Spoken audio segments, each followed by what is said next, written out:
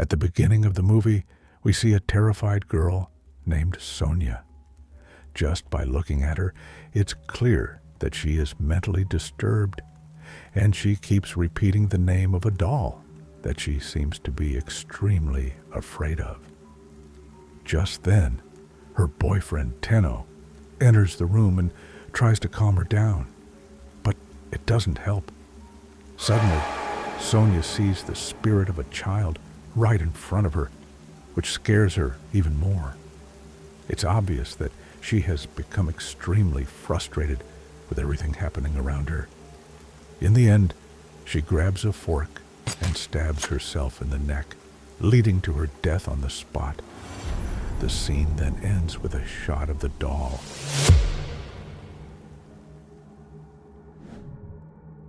In the next scene, we see a family that has recently moved to a new town. Today, they have come to the church to celebrate communion, in which their daughter, Judith, is also participating. Now, communion is a religious festival in the church where people eat bread and drink wine in remembrance of Jesus Christ. As the communion begins inside the church, we see Judith's older sister, Sarah, along with their mother.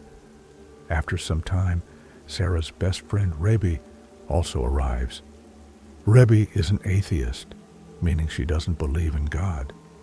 After the communion, all the children start taking photos outside the church. Just then, a woman approaches Sarah and asks her about her daughter, Maris. The woman explains that after communion in this very church, her daughter went missing, and to this day, she has never been found. As she is talking, the priest and other church members arrive and take the woman away. In the next scene, we see the same family at their home, where Judith tells Sarah that she doesn't like this town.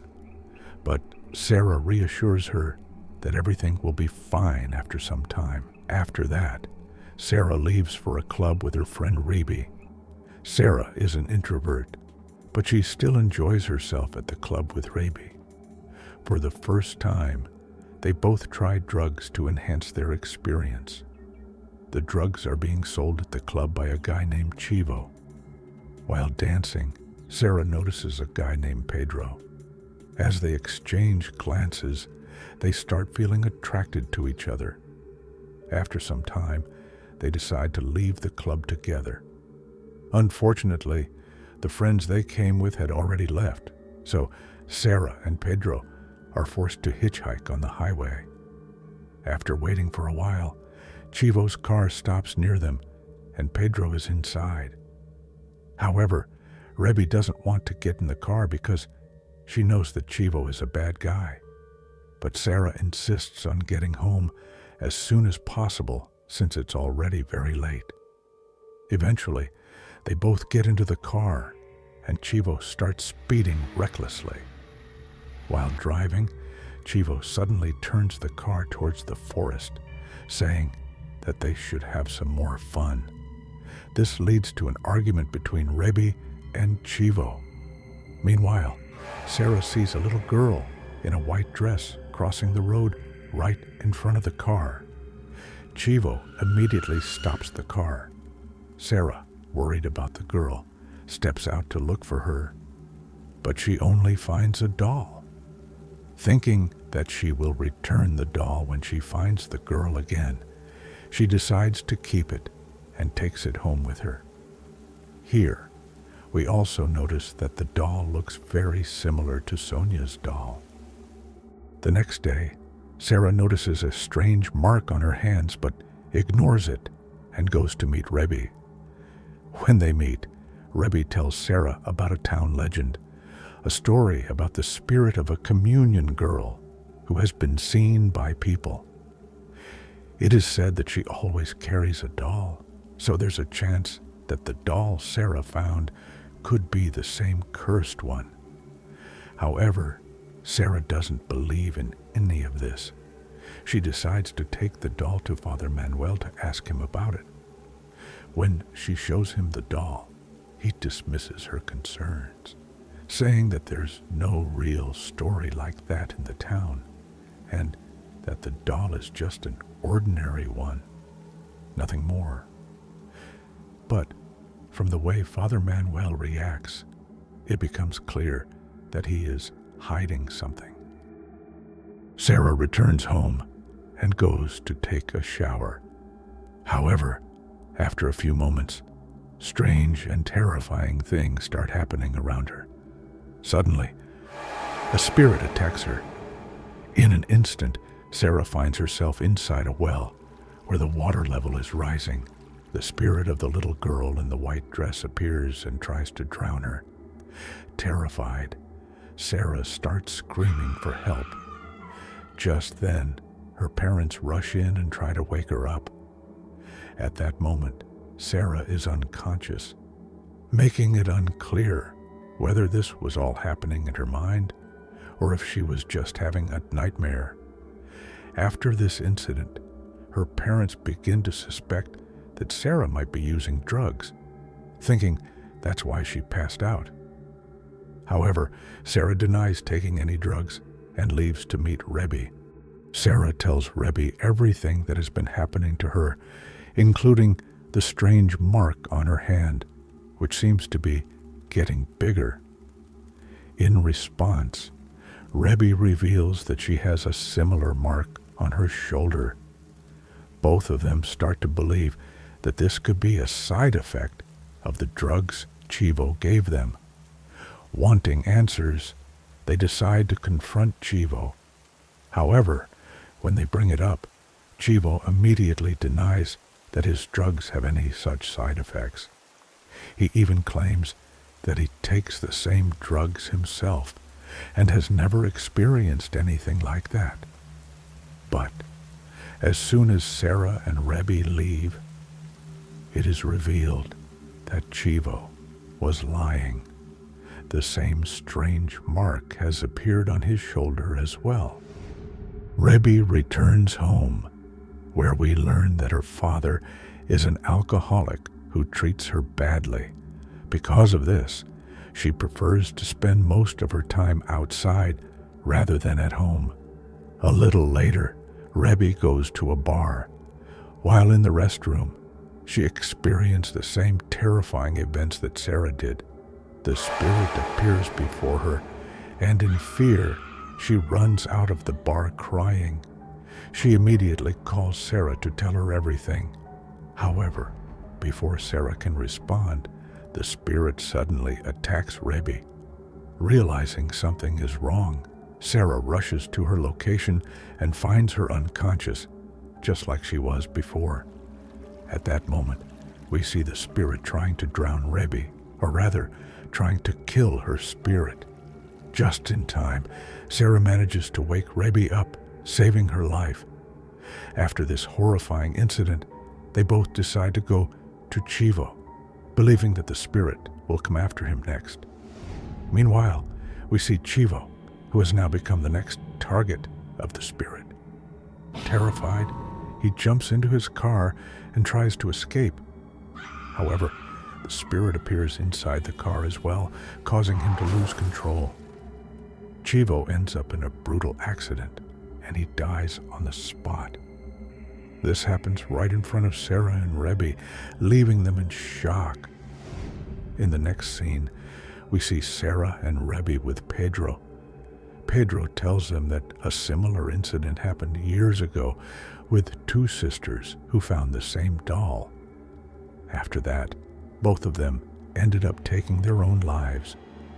Here, Pedro is talking about Sonia and her sister, whom we saw at the beginning of the movie. He then reveals that he knows Sonia's boyfriend, Tano, and plans to meet him the next day. The next day, all three of them go to meet Tano. He tells them that both sisters took their own lives, and that the doll mysteriously disappeared afterward. He also confirms that Sonia had the exact same doll. From there, the three of them go to Father Manuel, hoping that he can help protect them from the spirit. However, upon reaching the church, they come across an old video reel from a communion ceremony in 1982. When they play the footage, they see a girl named Mary Saul, who was part of the communion at that time. In her hands, she is holding the exact same doll. This confirms that the spirit haunting them is Mary Saul. At this moment, Sarah remembers the woman who came to the church on Communion Day, desperately looking for her daughter, Mary Saul. Realizing the connection, the three decide to find that woman. But before they can leave, the spirit attacks them again. This time, Pedro becomes its next victim. Now, it all makes sense. That night, all four of them were in a car when they first saw Mary Saul's spirit, and they all came across the cursed doll. That's why they were all marked and haunted. The spirit traps Rebbe and Sarah in separate rooms. Inside her room, Sarah discovers Father Manuel's lifeless body. His hands bear the same mysterious mark, revealing that the spirit had killed him too. Meanwhile, the spirit attempts to kill Pedro, but just in time, Sarah and Rebbe manage to save him. However, they soon notice that Pedro now has the same cursed mark on his hands. This makes them realize that touching the doll might be spreading the curse. They plan to visit Mary Saul's mother next, hoping to uncover the truth. But before they can leave, Rebbe's father suddenly arrives, yelling at her for not focusing on college. He forcefully takes her back home. Unfortunately, once she's home, the spirit attacks her again. In a panic, Rebbe, overwhelmed with fear, ends up stabbing her father. The realization of what she has done leaves her in tears. Meanwhile, Sarah and Pedro go to the house of the woman from the church. Sarah asks her about Mary Saul and shows her the strange marks on her hands. Seeing this, the woman immediately realizes that the same curse that affected her daughter is now on Sarah as well. She tells them that the last time she saw Mary Saul, she was holding her doll near a place called Quare. That's where she mysteriously disappeared. After hearing this, Sarah and Pedro leave, determined to find answers. That night, Reb meets up with Sarah and Pedro, telling them everything she has been through. She admits that she can't take this torture anymore. Sarah tries to comfort her, and in the next scene, the three of them go to the location near the square. Upon reaching the place, they find themselves in an eerie environment where the spirit keeps trying to attack them. Suddenly, the spirit violently pulls Sarah into the well. Inside the well, Sarah comes face to face with Mary Saul's spirit, which slowly moves toward her. But instead of harming Sarah, the spirit unexpectedly hugs her. At that moment, Sarah recalls what Mary Saul's mother had said. No one ever truly loved Mary Saul when she was alive, because her entire body was covered in strange marks. People were so afraid of her that they wouldn't even touch her. Sarah realizes that what Mary Saul truly wanted was for someone to love her without fear. So, in response, Sarah hugs her tightly. Suddenly, the well begins to fill with water, and Sarah starts drowning. But even as she struggles, she refuses to let go of Mary Saul. Seeing this, Mary Saul's spirit takes notice. In the next moment, Sarah finds herself holding Mary Saul's skeleton in her hands. And just like that, everything returns to normal. As the three of them head back home, Sarah and Pedro share a kiss before parting ways. That night, Reb decides to stay over at Sarah's house. When they arrive, Sarah goes to the kitchen to prepare something for Judith. But when she returns, she is horrified to see that Judith has touched the doll. The same eerie marks have now appeared on Judith's hands. Sarah is confused. How is this possible? Mary's soul's spirit was supposed to be gone. Suddenly, paranormal activity begins to escalate inside the house. A dark entity emerges from the shadows, and in that instant, the scene shifts into a flashback. The flashback reveals a terrifying truth. The doll never originally belonged to Mary's soul. She had found it in the forest, just like Sarah did, and after that, those same cursed marks appeared all over her body. This means the doll had been cursed long before, and the true horror wasn't just a restless spirit. It was something much worse. Inside the doll wasn't just any ordinary spirit. It was a demon, a terrifying, ancient entity that used the doll as a vessel to curse and kill its victims. And the worst part? Once the doll finds its way to you, there is no escape. Because this isn't just a haunted object, it is a gateway to something truly demonic. And with that, the movie comes to a chilling end. Like the video and subscribe for horror content like this.